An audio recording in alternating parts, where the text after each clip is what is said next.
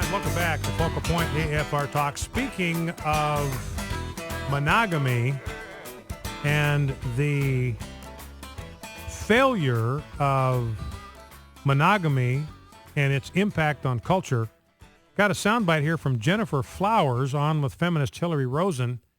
And Jennifer Flowers was the woman that had a 12-year affair with Bill Clinton. Now, you talk about monogamy, the breakdown of monogamy and its impact on a culture. You look at that with Bill Clinton. You know, obviously what he did in the Oval Office with Monica Lewinsky and the kind of activity that they engaged in, you know what I'm talking about, and I know we got kids listening. But what happened is, as a result of that, is an entire generation of young people were taught that there were certain forms of sexual activity that really weren't sex. That's what they learned from their president, who's the chief role model for the nation. That's not really sex. And as a consequence, we've had this rash of cancers of the throat, the neck, and the head, because they were told this is perfectly innocent. This can't hurt you. This isn't even real sex. This isn't sexual immorality. This isn't adultery. This isn't even sex. That's what they were taught. And so we have a whole generation now of 20 and 30-somethings growing up with these cancers of the throat, the neck, and the head. So there's a clear example of how the absence of monogamy is having a clear impact on our culture. Now, here's Jennifer Flowers, and she gives a wrinkle here. I didn't know about this, and nobody knew about this until she said this to Hillary Rosen about why she came public, why she went public back in 1992 about her long-term affair with Bill Clinton. This will knock your socks off. Let's listen. I think it's about 20 years ago that you announced publicly that you and Bill Clinton had had an affair, and he was running for president, and it kind of rocked the campaign a little bit. It didn't affect the election, obviously. But, because I made him a household name overnight, you see. That's we had true, had that discussion. You and Bill? Bill, that he said, my problem right now is that no one knows who I am. You know, I need that name recognition. No. And he said, Kerry's got the Hollywood vote, and he went on to, talk about the other candidates and, the advantages they had, and that he really needed name recognition. Are you serious? I'm very serious. And so when my story came out, he was a household name overnight. So Jennifer Flowers saying, look, Bill wanted me to go public because it would get attention. He knew it would get attention. This wasn't scandalous for him. This was a resume enhancer because he's a Democrat. As a Democrat, nobody expects them to have any standards. They don't have any moral standards, so they can't be criticized for failing to adhere to standards because they don't have any. And so this was actually the first salvo in his campaign. I mean, sending this woman out to announce to the world that they'd had a scandalous 12-year affair, that he'd been cheating on his wife for 12 years, that was how he kicked off his campaign. He wasn't embarrassed by that. He wasn't humiliated by that. He used that. He leveraged off of that to get his name out there and eventually become the president of the United States. Now, I want to take your phone calls, 888-589-8840, 888-589-8840. On this question, I want you to react. I'm going to read you some stuff here about the faith of NFL quarterbacks. So if you got any comment, any reaction to the faith that animates, the Christian faith that animates NFL quarterbacks, I want you to call and let me know what your reaction is. 888-589-8840. I got a piece here from American Thinker, great piece by Jack Cashill, on the traditional values and how it shapes NFL quarterbacks. And he says an interesting thing. There are 5 starting quarterbacks in the NFL who are black. 5 African-American starting quarterbacks in the NFL. The one thing that they all share in common is that they grew up in a home where they were raised by a Christian mother and a Christian father who were married to each other. Each of them, every single one of these black starting quarterbacks in the NFL grew up in a Christian home with a mother and a father. You've got Josh Freeman, starting quarterback with the Tampa Bay Buccaneers. He was homeschooled in a seriously Christian household. Robert Griffin III, RG3, the Redskins rookie quarterback, says this, quote, I was heavily influenced by my parents to learn discipline, says Griffin, a professing Christian who has been in church since age 7.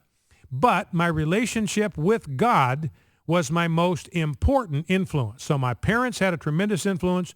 God had an even greater influence on my life. RG3, African-American starting quarterback for the Washington Redskins.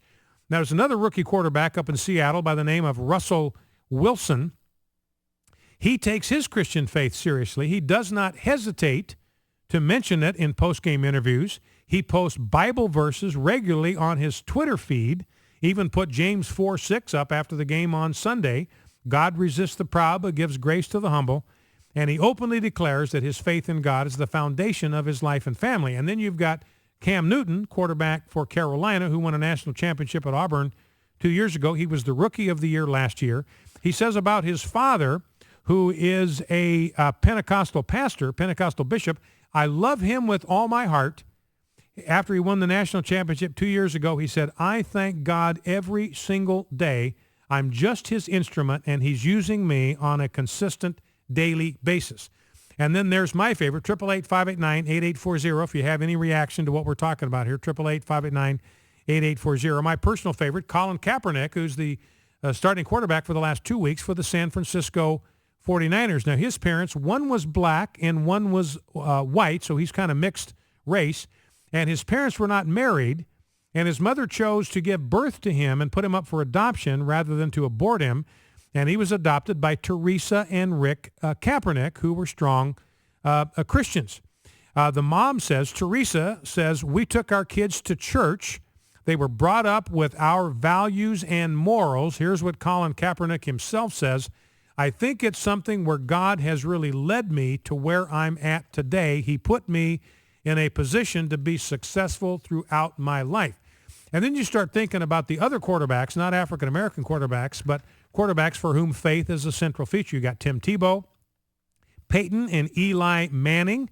Peyton says, I grew up, quote, in a good Christian home. Peyton Manning, he's the guy that's talking to his car in those Buick commercials. I always felt it was very important to have a good relationship with the Lord. He always has to be your number one priority. Aaron Rodgers, quarterback of the Green Bay Packers. I like the saying from St. Francis of Assisi, preach the gospel at all times. If necessary, use words. Rodgers says, I grew up knowing what a stable relationship was by my parents' example and how it centered on Christ. There's your discount double check right there. Drew Brees, MVP of the Super Bowl, NFL most valuable player. I accepted Jesus Christ into my heart on my 17th birthday. I remember my pastor talking about God looking for a few good men. All of a sudden, a light bulb went off in my head. It was like, hey, that's me. I can be one of those few good men. He's going to be part of the morally heroic remnant. San Diego Chargers, two-time Pro Bowler Phillip Rivers, grew up in a devout Christian family. Ben Roethlisberger, he was the bad boy quarterback of the Pittsburgh Steelers. He has come to faith in Christ and gotten himself grounded in his relationship with Jesus Christ. He's come back to Christianity. He's gotten married. He's had a kid. He's back to being a regular churchgoer. He's got his life straightened out. Michael Vick had to go to prison to get straightened out, but now he is centered on the Lord. Pre-incarceration, he said, it was all about me. When I got to prison, I realized I couldn't do it anymore. The one thing I could rely on was my faith in God. So listen to that list of people who are centered now in a relationship with Jesus Christ. Michael Vick of the Eagles, Ben Roethlisberger, Steelers, Phillip Rivers, San Diego Chargers, Drew Brees, New Orleans Saints, Aaron Rodgers, Green Bay Packers, Peyton Manning. Who does Peyton play for? Oh, yeah, Denver Broncos. Eli Manning, New York Giants. Tim Tebow, we all know about him. Colin Kaepernick of the 49ers. Cam Newton of Carolina. Russell Wilson, Seattle. RG3, Washington Redskins. Josh Freeman, Tampa Bay Buccaneers, all of whom grew up in families centered on Christ and now have a relationship themselves with God centered on Christ. So let's take a couple of phone calls. Let's go to Charles, Princeton, West Virginia. Charles, what's on your mind? Good afternoon, Brian. Howdy. That's the greatest shot in the world for the NFL. The NFL, in my opinion, I lost favor with them because it seemed like that the only thing that was in the news about the NFL was the bad boys, the ones that were always getting in trouble. And if the NFL promotes those quarterbacks and those stars that are God-centered, I think it'll be the best thing in the world for them overall. Absolutely. But you just don't hear much about that unless you really search. But I think it's wonderful. I think it's great. They needed that. Well, in fact, I'll tell you something about Colin Kaepernick. I won't take time to read the Bible verses, but you look at Colin Kaepernick, he's got tattoos on both arms. I mean, he is tattooed from his neck to his wrist. And I discovered watching the game, I did a little research on Monday night watching the 49ers whip up on the New Orleans Saints, that what he has tattooed on his arms are Bible verses. He has Psalm 27:3 tattooed on one arm and Psalm 18:39 tattooed on the other arm. They're verses about being a warrior, how God strengthens you when you're surrounded by the enemy, how he's going to lift you up. Anyway, Charles interrupted. You finish your thought. That's all. I just wanted to let you know that I got my December issue of LLB magazine, and I didn't see anything regarding Christmas Okay. on it. It said holiday. That's the only closest thing I got to any kind of... All right, so you didn't see a Christmas catalog, Discover the Christmas Spirit anywhere in there? No, this was a December issue, and it said holiday. That was... It says holiday instead of Christmas. All right, well, we'll have to check into that. All right, appreciate your call, Charles.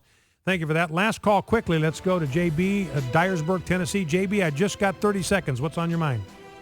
Yes, I just wanted to ask you if you'd heard what Vladimir Putin of Russia said yesterday about Obama. And what did he say? Oh, that he's a communist? He said, I cannot believe the American people could re-elect a communist for the President of the United States of America, and I agree with him 1,000%. All right, JB, listen, thanks for the call. Hate to let you go. We're up against a hard break into the program. Yeah, and I walked you through that op-ed piece in Pravda, a Russian journalist saying we have a communist for a president. His agenda is the Communist Manifesto, just not honest enough to tell us about it. Don't forget to bow low before God, stand tall before man. Let's be moral heroes together. Stand in the gap. Never forget, a man with God is always in the majority. See you tomorrow. The views and opinions expressed in this broadcast do not necessarily reflect those of American Family Association or American Family Radio. American Family Radio, AFR Talk. We're making a list and checking it twice. Gonna find out who's naughty or nice. What stores will say Christmas this year? The annual AFA Naughty or Nice retailer list is out. Check the list before you buy so you'll know which stores are Christmas friendly. Find the list at afa.net. Oh, and Merry Christmas! American Family Radio, AFR Talk, a ministry of the American Family Association. American Family News, I'm Ed Smith. The Senate's top Republican is denouncing